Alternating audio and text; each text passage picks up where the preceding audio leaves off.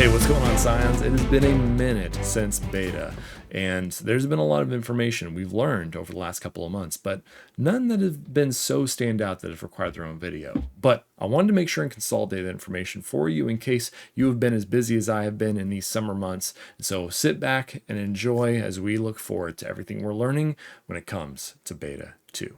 Right out of the gate after beta, Simon came out and confirmed all of the things that were going to need to be done in time for beta 2. They confirmed that all of the feedback from their internal testing for beta and everything going on in their team was going great, and that all the feedback they were getting from us, their players, was going to really give them good insights in everything they needed to do for the next beta. They did confirm in this time, which this is kind of common knowledge at this point, but they did confirm that they definitely needed to go towards a second beta at this time and not necessarily go towards an early access.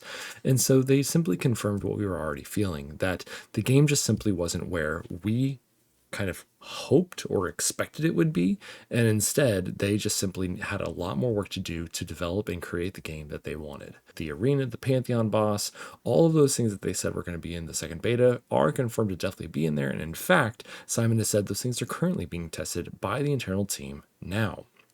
But why exactly was beta 2 delayed? Devs chose to fix the UI UX pain points first rather than rush in the second beta. All of the things that we were saying from the beta, the hero screens, the clunky navigation, all of that wanted to have another pass over to make sure that they were designing the game they wanted to have rather than just get something out to the market. Now, does this necessarily fit the MVP, the minimum viable product mentality that they have been toting for a while? I'm not quite sure. Regardless, they have a large team now, and that means that there's a lot of things that can go down. And that's what takes us into the next section, which is what I've already mentioned, is the UI UX overhaul. Now, this is the primary thing, aside from just simply creating a good game that the community wanted to see. I myself created videos talking about, the hero screens and leveling them up and giving ascensions and awakenings and all the various types of things that went into a hero. Even, the gear screens and gearing a hero out and everything.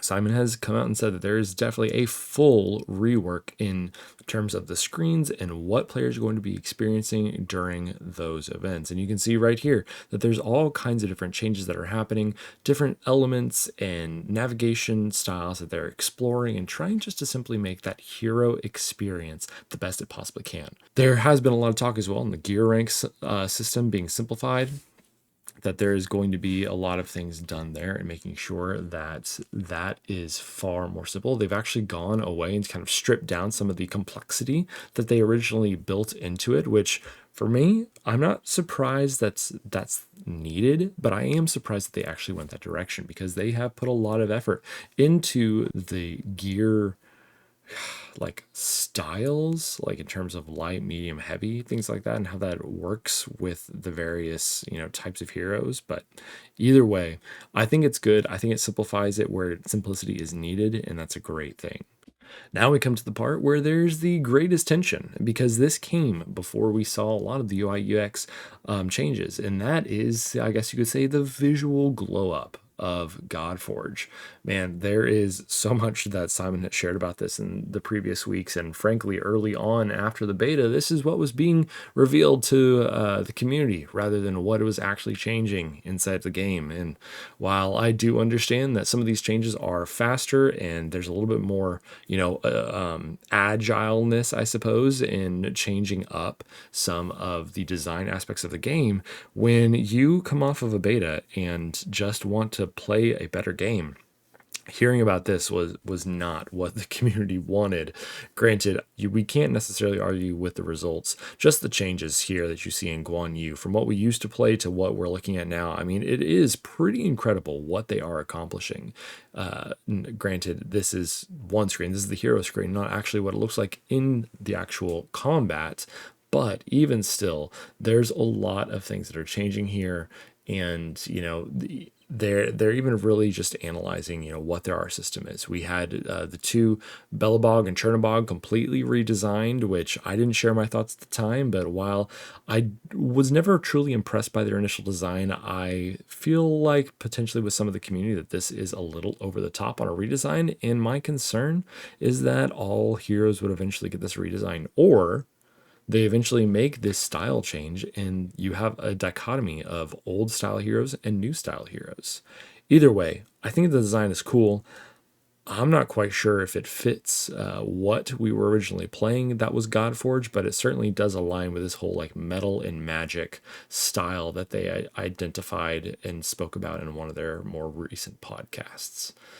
Now came one of the most shocking updates, which maybe I'm alone in this, but I was not anticipating a complete rework of the campaign system. This was an incredibly interesting topic to me because at the end of the day, what it seemed like was that they were creating something that was no longer just a hero collector, but something far more. I, for one, was satisfied when it came to the campaign structure of the beta. Granted, I'm often satisfied with a little bit of simplistic concepts because at the end of the day, it's a mobile game and we're not looking for, the engagement level of playing World of Warcraft or your favorite other MMO. But at the end of the day, what they are wanting to do is incorporate more kind of choice and like involvement. And that the campaign really is the epitome of what Godforge is. At least that's what the conversation seems to allude to. Very interesting. I honestly would love to hear your thoughts of what this campaign and the rebuild looks like. And I mean, does it even fit into the genre? But now most recently, they've come out and saying that they are fully redesigning the Sanctum. And I think there were some things that were needed here, absolutely. And I think there is a lot of things here that just weren't needed. Granted, the new Sanctum and what they're talking about and looking towards is far more cinematic and like, I suppose like integrated into the player experience than, what we currently had. What we currently had was far more where they came from, a raid style hub and like other games as such, where you just have a cold screen and you click from one thing to another. But clearly, that's not what they're wanting to do. And that's exactly what the Sanctum and what they're hoping to design is portraying right now. Last but not least, though, what they really needed, and what I'm so glad they're doing involved in the Sanctum, is a full rebuild and reimagining of the summoning experience. There is, instead of just being thrown into the Godforge when we summon and having that flashbang of white light, they're looking into really breaking apart the Aether Stone and what that means, and really giving heroes their moment. And this most recent video that we had, talked about Gilgamesh and what his moment looked like and what we can kind of expect from other heroes. And I think it's really cool.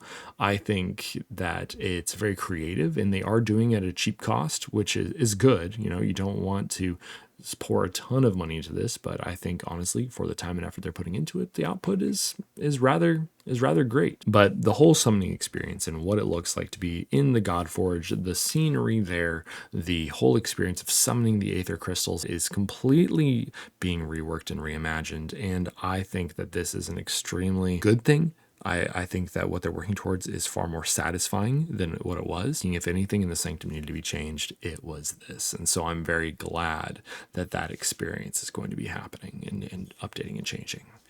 But when it comes to changes, one of the things that I really am curious about and not quite sure if I am okay with was that in one of the podcasts, it was called out that they could potentially be changing the starter heroes of Godforge.